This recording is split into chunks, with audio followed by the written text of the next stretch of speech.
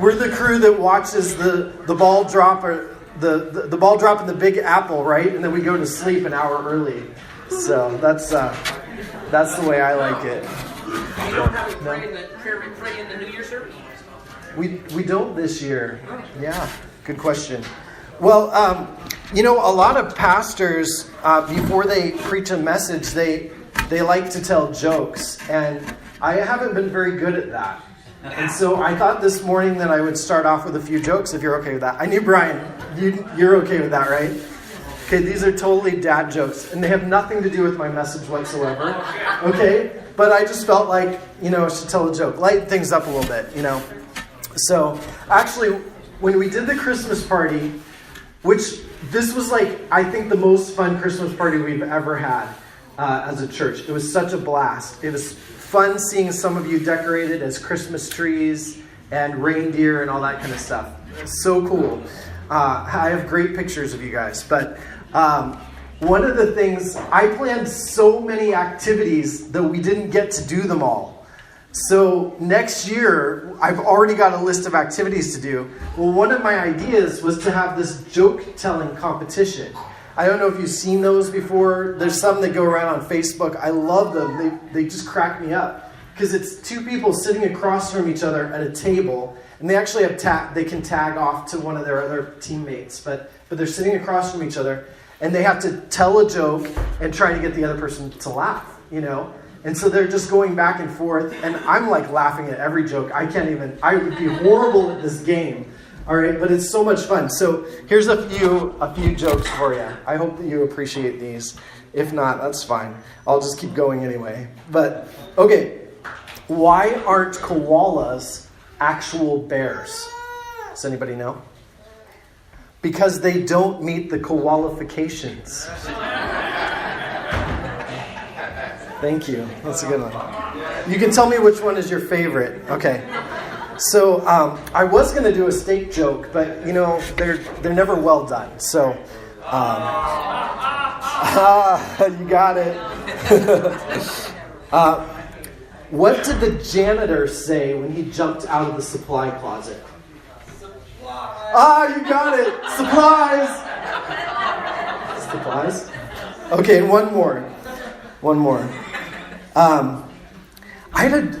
Actually, before I tell another joke, I had this dream last night. You'll appreciate this, Renee. I had this dream last night that I was a muffler. And this morning, I woke up totally exhausted. Okay. Thank you. There you go. Thanks for letting me tell a few jokes. Just to warm up the crowd, So now we get to the serious stuff, all right? So for the past several weeks, we've been celebrating the Christmas season, right? And the thing I love about Christmas is that it never really ends, because Christmas is kind of really sort of a beginning, isn't it? It's because here we have Christ coming into the world, and it was the start of what we call the inbreaking of God into our world. And as we see Jesus grow up, we see him step into his ministry, and all of a sudden this inbreaking comes as Jesus touches people's lives, and he brings healing to people. And he frees them from the things that they're holding them back, that the enemy has put into their lives to keep them bound up. He brings freedom to captives. And he's so amazing at that, isn't he? And then ultimately he goes to the cross for us, to totally cut the chains of the enemy, to break them off. And it is my prayer as we step into 2018 that Christ will invade your year ahead. Absolutely invade your year. It's my prayer that you'll be able to look back at the end of 2018 and go, I saw God break into my life in some really, really incredible, incredible ways. And, looking back on the year, looking back here on 2017, I'm sure all of us would say that we've had some treasures, some really amazing things that have happened to us. And we've also had some unwelcome surprises as well, right? The things that we just never expected to happen, but they happened anyway. And last week we had some folks come up and they shared testimonies. And some of them were just absolutely amazing, the treasures that people shared. And one theme that I kept hearing over and over again is how many people are like getting new houses this past year. Like they moved into new places. Cheryl just moved into her new place. We moved into our new place. And I think Lee shared how he had moved into his new place this year. And it's kind of like this thing of like new beginnings, right? Lee and Polly just buying a new place, right? And hopefully getting ready to move in right here at the beginning of the new year, right? Just lots of good, positive transitions, new jobs, family coming together again. Then we also had some struggles and some suffering and some losses. I think of some folks here that lost loved ones very unexpectedly. The ongoing pain from surgeries, tough relationships at work are some of the things that I've heard in this past year. The question that's on my mind as I think about these things that we've encountered this year is this: how did we handle them? When they came up in your life, whether they were good things or bad things, how did you deal with them? Did you look at them through God's eyes? Did you take His perspective and get His perception of that event as it happened? Or maybe you were like totally sideswiped because spiritually you weren't ready for whatever that thing was that took place. And naturally with things that are hard, unexpected, we can really get sideswiped, right? But sometimes even with good things, like we forget to honor the one who blessed us with those good things, right? So how did we look at those things? Here's the good news. The past is past, right? It's behind us now. 2017 is over. Today is a new day. And better yet, tomorrow is a new year, right? And it's a fresh start. And we can take what we learned from what this happened this year, and whether we responded well or poorly, we can decide what we're going to do in the year ahead, right? I remember someone talking about dating. So this was back when I was in my 20s. And they said, you know what? People spend more time researching buying a new car than they spend really getting to know somebody before they start getting into a relationship, And I was thinking about that, and I was like, that's so true. Sometimes there are certain things that we're very intentional about doing, but sometimes we don't really plan out our lives very well, like the really important things in our lives. So here's the question for this year as we look ahead. What will prepare your soul for the year ahead? What are you going to do? Because this year, like every other year, it's going to bring some of those treasures, those positive things that God's going to bring, and you're going to run into some challenges too. But how are you going to face those things in the year ahead? So Paul had something to say about this, and I want all of us to look at it together. If you have your Bibles, you could just kind of put your finger in there. We're not going to look at it quite yet, but we're going to go to 2 Corinthians chapter 4 is where we're going to begin. So just, slide your finger in there. In this chapter, Paul was clear about our starting place. And our starting place isn't something that we are going to do, per se. So I'm not going to ask you necessarily to do anything this morning. But there is a starting place that is something that we have to fundamentally believe about ourselves. And that's what we're going to look at. This is what you have to understand. 2 Corinthians 4, chapter 7, it says this.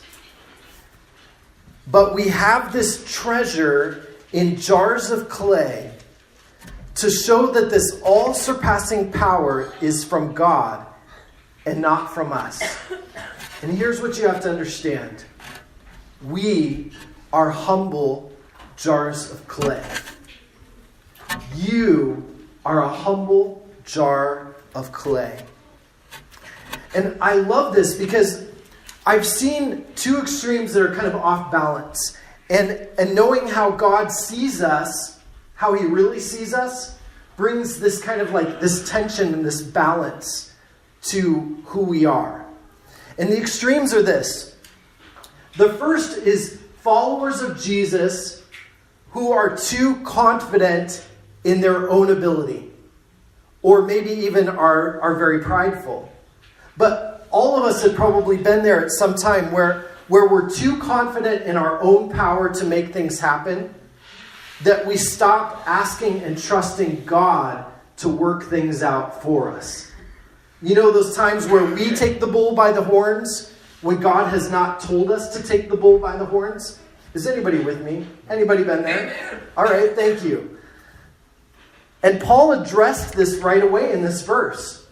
He said, this all-surpassing power is from us? No. This all-surpassing power is from God and not from us. Do you see what he did there? And the other extreme, which I see probably more often, is followers of Jesus who see themselves as nothing. They feel worthless. They feel like their lives don't amount to much in the grand scheme of things. And Paul addresses this in the imagery of the clay pot, which I'll get to just in just a little bit here. Most of us probably fall somewhere in between, but my guess is here that most of us probably lean toward that place of feeling like we don't have as much value as God sees in us. And I'm hoping that we kind of come to that center point, that we find that place right in the middle that I believe Paul addresses here. That's where we see ourselves as God sees us, but we also understand how his power is at work inside of us. So the picture that Paul paints isn't the extremes. It's what I call a both and. Do you guys know what a both and is? Let me explain a little bit, all right? You know what an either or is, right? Okay, where is Brian still in here? All right, I don't know where Brian went. Brian's wearing his Vikings jacket today. And I know. And I think that Brian would probably say that you are either a Vikings fan or you're a Packers fan, but you can't be both. All right? Vikings fans and Packers fans, they don't mix. That's like kind of like an oil and water thing. Am I right? Okay, I'm seeing lots of heads nod. That's an either or. When you step outside today, it is either below freezing or it is not. And if you want to know, just suck in some air through your nose and you'll know very, very much if it's below zero, right? So that's an either or. That's what I mean by that. But a both and, on the other hand, is something that is two things that can be true at the same time. All right? They're true at the same time. So if you... I'm trying to think of an example right offhand. I can't. But if you're a jar of clay, there's a humility in that, right? Because clay is pretty common back in ancient Israel and the days of Jesus. I mean, compared to, say, like an extravagant gold vessel that is like proudly, prominently displayed, a pot of clay is pretty common, right? And they used clay for, serving meals and preparing meals. They used clay for as storage. They actually stored important documents.